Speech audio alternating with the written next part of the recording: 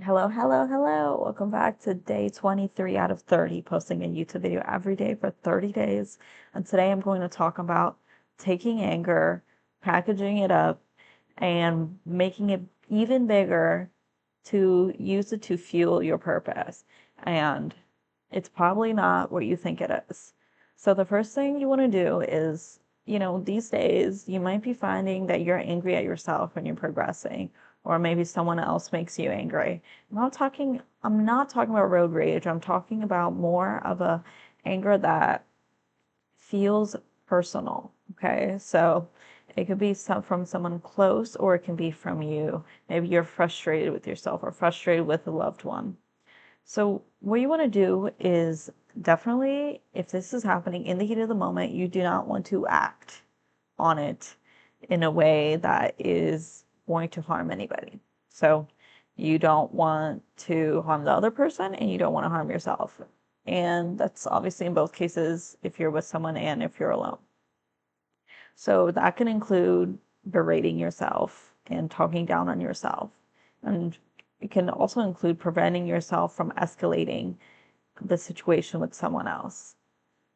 To be honest, the best thing you can do is just withdraw from the situation because your amygdala is activated and the part of your brain that actually slows down and thinks logically is not there because your amygdala is just fighting for its life in the moment. So you don't want to use that part of your brain in an argument and then it's over and you're like, what just happened? So what you want to do is withdraw. Okay. After you're successfully withdrawn, and sometimes you will be angry, and sometimes it'll come out. But just remember, there'll be a point where you're like, what is going on? That point, withdraw. Okay. Once you've withdrawn, then you can go into a place of reflection and contemplation. Okay. Now, if you hurt someone or yourself, take the time to think about if you should apologize because you really want to think about how your actions are affecting you and how they're affecting other people. And is the way you acted aligned with your values and your principles? So, one of my principles is like, I have to be honest and I have to be authentic. So, recently, if I had an argument and I did not, it's like the first time in my life I did not want to apologize because I felt that even though my delivery was hurried, angry, and I was loud and I was aggressive, I didn't think that I honestly, in my body, did not, in my mind, even after the argument, I did not feel that I went against my principles of being authentic. But if I went and I apologized, I would be going against my principles because I did something I believed I did something for the benefit of the other person. And if that is what honestly is going on with my body and mind right now, that's just what it is. Otherwise, you want to think about if this is a situation you have in yourself. Like you made a commitment to yourself and you're not following through and you're so frustrated. You have to make sure you're not just degrading yourself. And because you know your values, you know your principles, you honor your body. For me, a principle is honoring my body because I follow the Bible and honoring your body is in the Bible. So I do that. I made it very straightforward for myself. I just follow a book. So I take that and I know, okay, I'm not committing to myself. I'm breaking my value. What can I do? Let me just like look at what I did. And sometimes it just takes effort not to start to go ham and get angry and like start tweaking and start being like, well, I should have done this, or like, I never do this. Or just, you have to learn to control your thoughts. And then the third thing that you have to do after you have done a little bit of reflection afterward, after you really checked in with yourself, what is going on here, you want to journal or pray about what has happened.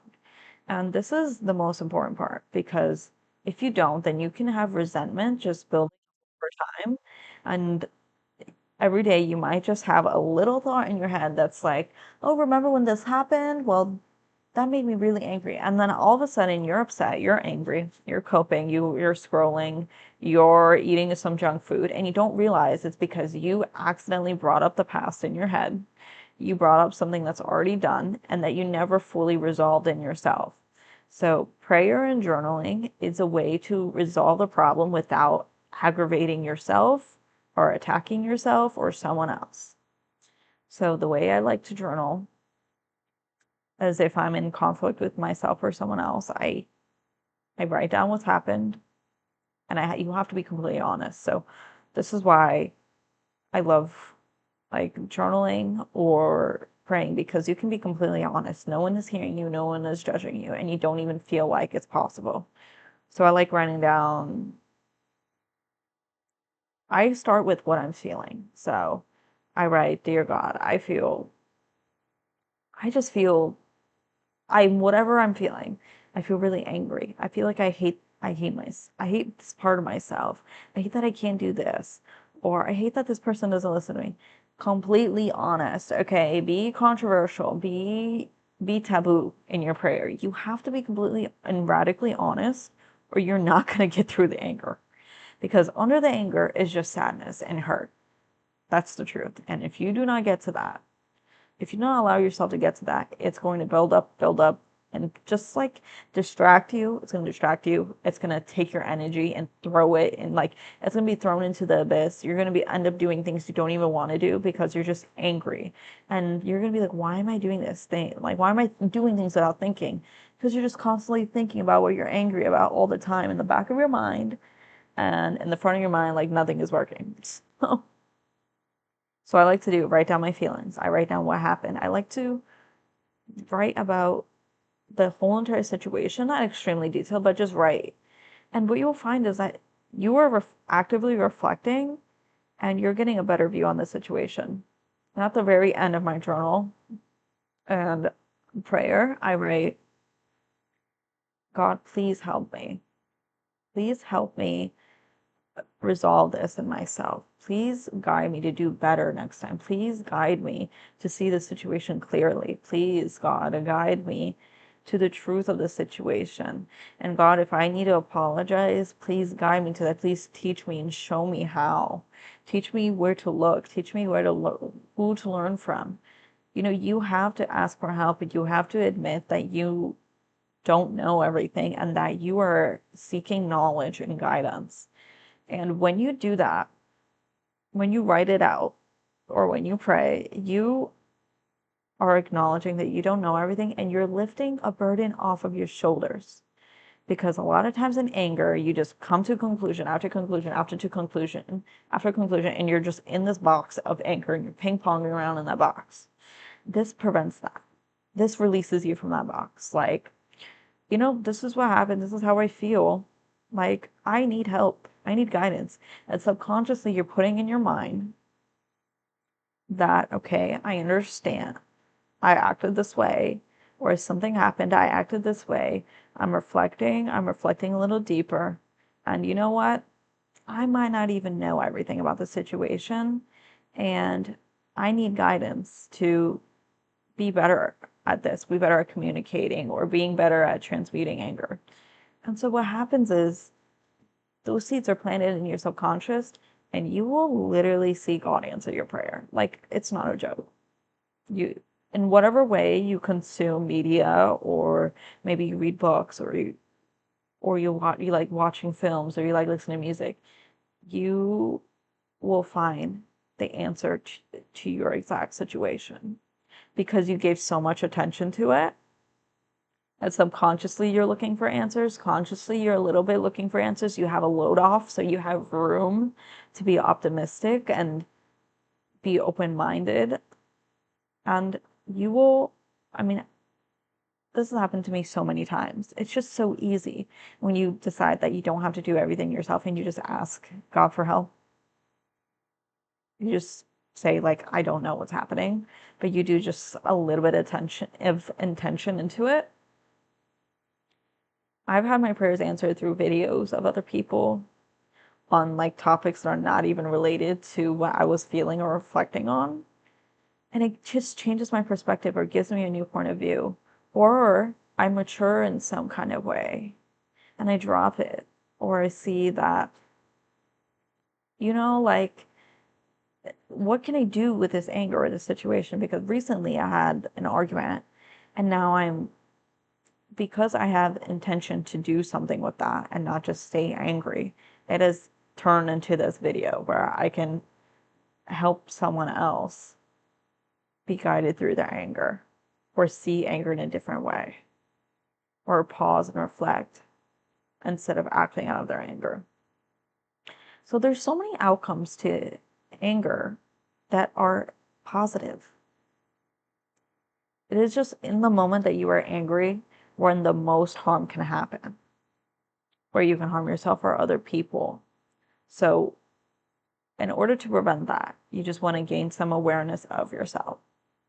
And the way you do that is by just knowing when to rest, meditating regularly, or taking out walks in nature, creating these gaps in your life where you are able to naturally reflect on yourself.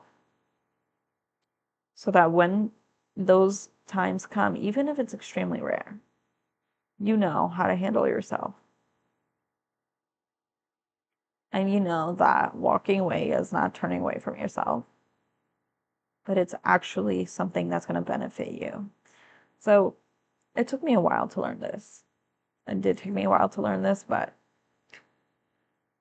life is just easier when you ask for help, when you reflect, and you let go of anger, because it is one of those things that will consume you and consume you until you address it. So address the anger and keep addressing it. If it keeps coming up, keep addressing it. Go deeper, pray more, talk more about what you're feeling, talk more about the situation. Let your heart out. All the negative stuff that is in you, write it down. Write it down. And you might be thinking this is a little counterintuitive. Like, I want to think positive thoughts. Like, I don't want all this negativity to come out. I want to think better. But suppressing yourself is just like kind of waiting for yourself to hopefully squeeze into this tiny, tiny, tiny little box and keep adding into it, hopefully hoping that it's not going to just like start ripping at the seams. You have to get that out somewhere. It cannot be inside of you.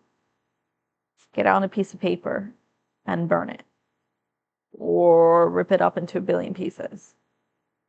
Get that negativity out of you, okay? It does not do you any good staying inside of you, and needs to be translated into something else and transformed into something else. It cannot just stay as anger inside of you. Okay, so I hope this helped somebody, guided someone with their anger just a little bit, gave them some ideas of what they could do, or just planted a seed in someone's mind for the next time someone feels angry or upset at themselves or other people. If it just gives you one more second to pause and stop yourself from, not overreacting, but reacting from a place where you cannot logically think and control yourself, then I think I've done my job. So thank you guys so much for watching and following me on my journey. So today's video was a bit more structured and to the point. So I hope you guys enjoy that. Bye.